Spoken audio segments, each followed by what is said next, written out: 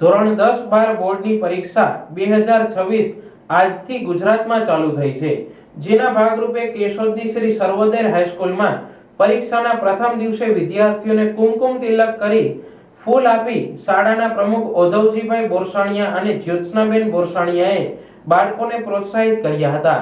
આ તકે આચાર્ય ચાવડા દ્વારા વિદ્યાર્થીઓને શુભકામના પાઠવવામાં આવી હતી। 10માની અને 12માની પરીક્ષામાં સર્વોદયમાં આવેલા વિદ્યાર્થીને અમારો સર્વોદય પરિવાર આવકારે છે અને અહીંયા સર્વોદયમાં કોઈ પણ વિદ્યાર્થી મુક્તપણે તમારું પેપર ભરજો।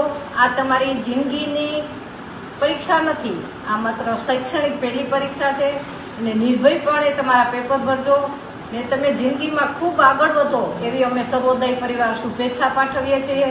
આમાંથી કોઈ પણ બાળક કોઈ ડૉક્ટર બનશે, એન્જિનિયર બનશે, વકીલ બનશે।